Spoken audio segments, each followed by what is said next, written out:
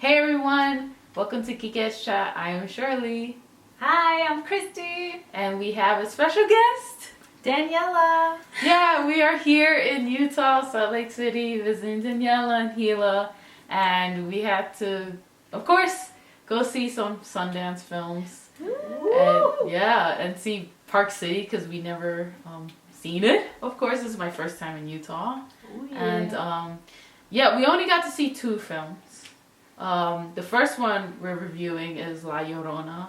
The second video we're doing a whole different video, Zola. So this video, La Llorona, with our special guest Daniela. And yes, we're excited. Park City was very beautiful, quaint, small town. A lot of people, but we're used to it because we're from New York City. So it's just like, oh, okay, a lot of buses to take, so that was interesting. Or shuttle buses. Yeah. So yes, so the film we're reviewing is La Llorona. It's like a reimagining. It's like a social political kind of horror thriller film. It has horror aspects in it. I wouldn't say it was full blown horror, but it is there. It's kind of like a ghost story. Like Llorona is a folk tale. That's a ghost story. Basically, it's the director. What's the director's name? Oh, I forgot. Jairo Bustamante. Yeah, Jairo Bustamante. It's directed by him, and it's about I guess there was a lot of genocide going on in Guatemala, and it's a fictional. They based it on one of the generals, but it's a fictional character, Enrique, and he's on trial. He's a general who he sent out military to massacre a lot of Mayan indigenous women. It happened in real life, so they just reimagined La Llorona in it, and it's about the trial, what he's going through, what his family's going through, but also what the indigenous, the Mayan women, and showing them and the people and how they're fighting back the injustice of what has happened. Who wanted to go first to talk about the movie in depth? Christy? Well, you mentioned this. I really, really enjoyed the social context within the film, giving a little historical context. Of course, changing the name of the general, and I won't mention the general's name, but it happened during the 1980s, where he had military kill thousands of Mayan Ixil indigenous people in their community and families. They murdered kids, they raped the women. So it's 2013, and there's trials against him now, and they have the women who were raped and abused to come forward and tell the stories. And so I thought that was very important, because this is a new story to hear on the screen, really a narrative story, not a documentary. So I thought it was very, very good, and I especially enjoy just seeing the Mayan community in this film, because I don't get to see a lot of Mayan films. So it was really great to see that happening in this film, and speaking their language. Their language as well, and I forgot it. I can't say it. I can't Yeah, remember the language, but it was really interesting, and just reading it and just knowing that that's Mayan community. We're both speaking Spanish in their native tongue, so it was great. So, anything you want to say? I'll just build up on that. It was good to see that the Mayan indigenous people were able to represent themselves. Oftentimes, in certain movies, mainly pop cinema culture, I don't know what you would call it, they've got other cultural people representing another culture, and I think that it was beyond fair for the Mayan indigenous people to be able to represent themselves. They are capable of telling their own story, even though this wasn't historical fact, but so I thought that was really important. I really loved the aspects of the folktale Llorona being reinvented to tell the story of how powerful women can be. And then also a side note, you know that age-old saying that what goes around comes around. Mm-hmm. I found that really entertaining. In the film, right? Yeah. Okay. You interviewed one of the producers. Yeah, Gustavo Mateo, and I think it was great to have him there for the Q&A because it gave so much more depth to the film, just to hearing what the Llorona folktale is really about. It was really about just like It's very misogynistic. misogynistic, And then you think of machismo, that. Yeah. this idea that women, you know, men wanted women to stay in their houses, so they would tell this story so they could stay home and not go out and come across La Llorona. Mm-hmm. And the kids would die. And for those of you who don't know, La Llorona was originally represented as a woman who, if she wasn't able, like if she had too many distractions outside of the home and wasn't able to take care of her kids, then she murdered them. Yeah, it was like a warning to those Well, mothers, yeah. in a sense. Yeah, it Which was like is that, yeah. trippy to hear Yeah. that from the producer. Like I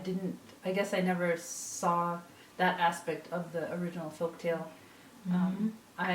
As a Latina woman, I remember growing up being threatened that the La Llorona would come and get me if I didn't go to bed on time. Not like, Yeah, so they would tell that to their kids as well, so that to keep some sort of control over the kids, or just to, you know, maintain some discipline. Like, but my mom told us stories that she would walk in her neighborhood and hear women crying at night. So, but in the story, the woman represents the mass. She represents the Mayan indigenous women. She represents the children that had been murdered by the military. And she is almost a beacon of like righteousness, like.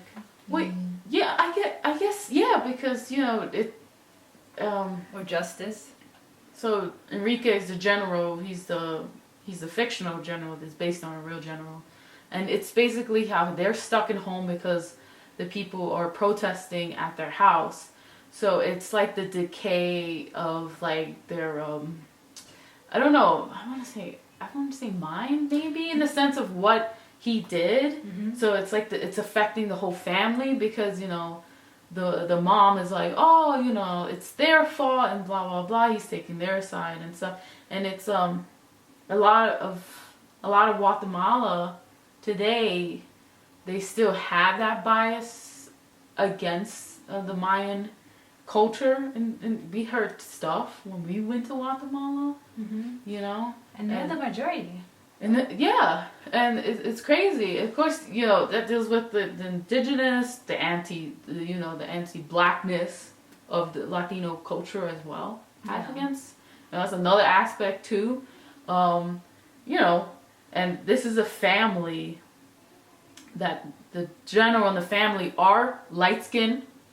You know, light skin, mestizos, like us, and so they have this like, oh, they look down upon everyone else who's darker skin or or are brown, and so it's just like, oh, this is their fault, you know, they're not as good as us and stuff, and they bring it on themselves in a sense. The family starts.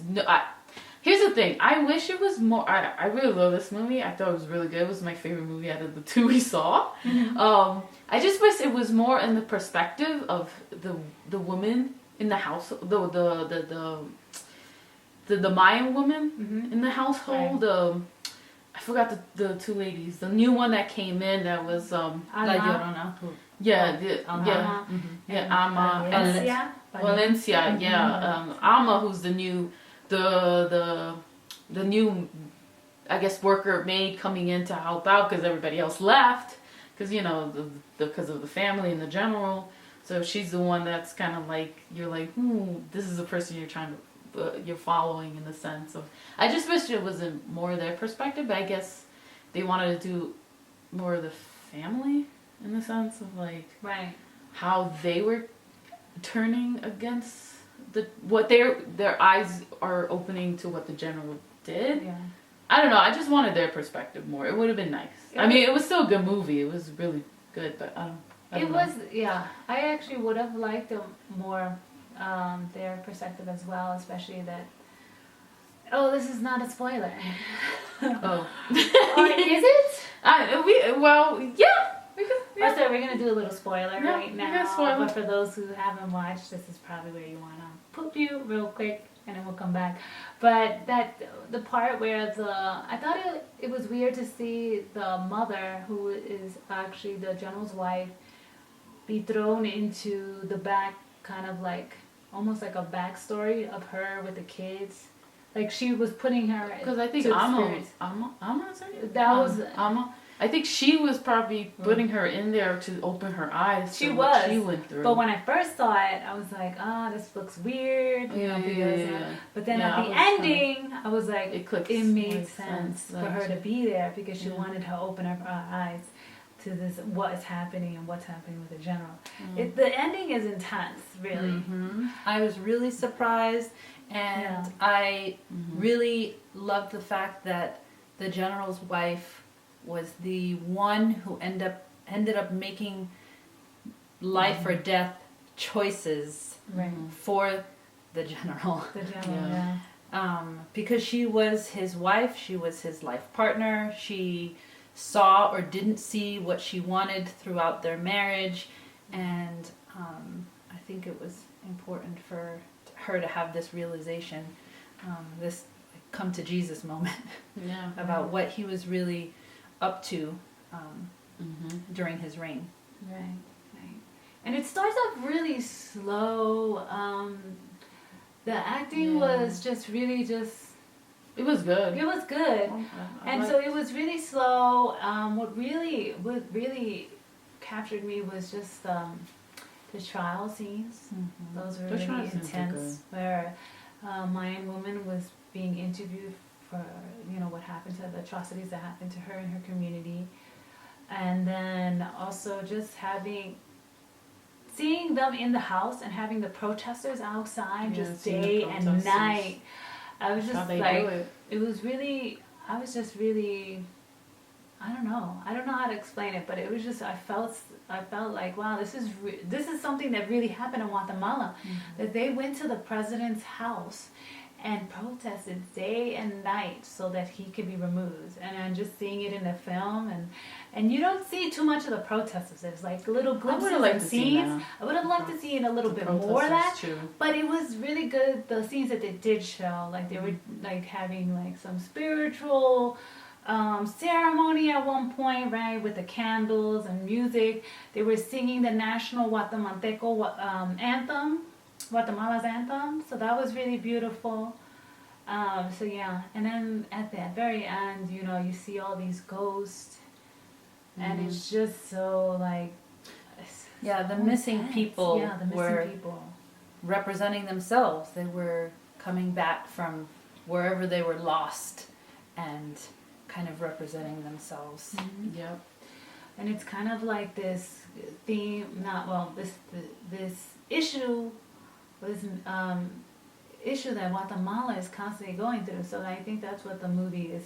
Not only going back into historical context, but really just bringing present the light that there's still people missing, like it's not only what happened back then, it's what's happening now. And the producer talked about how he wanted, for this film, in the La Llorona is getting justice, getting all these generals and everybody who was involved, because in some form he wants to, I guess they were saying how they wanted to bring justice.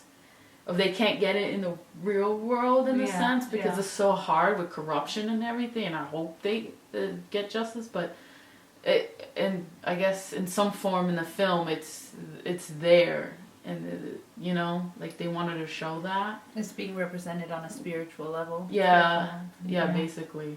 I also thought it was really interesting that the producer mentioned not only do people outside of that immediate country, like on the border, maybe they're not entirely aware of what's going on, the genocide that's going on, the corruption that's going on with the military and the government, but also up-and-coming generations aren't as familiar with things that were going on just in the 80s.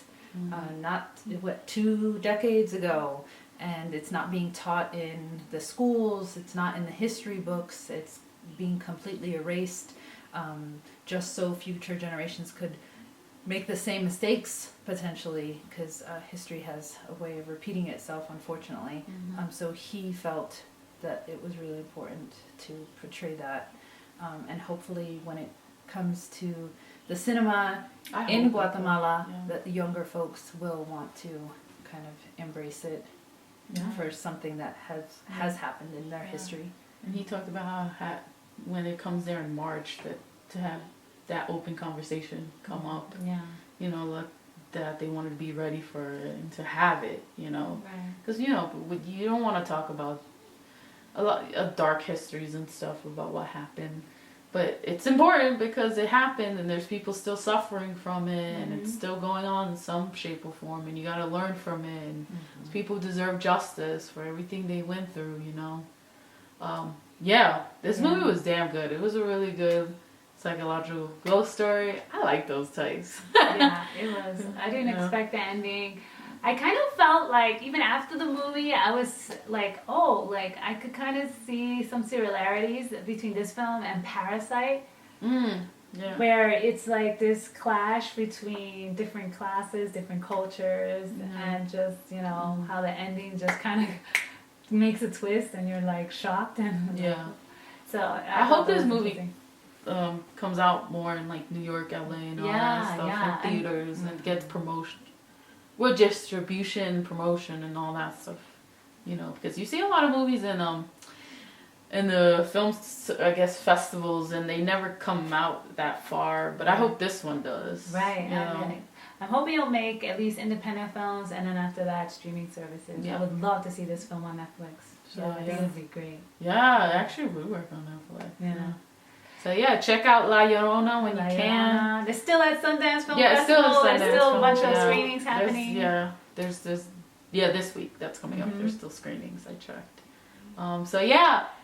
Thanks Daniela for hosting us and being on this review with us. You're great. Thanks for coming, ladies. It was a pleasure. Yeah. So it's gonna be sad to say goodbye. I know. But thanks for watching. Thanks for watching.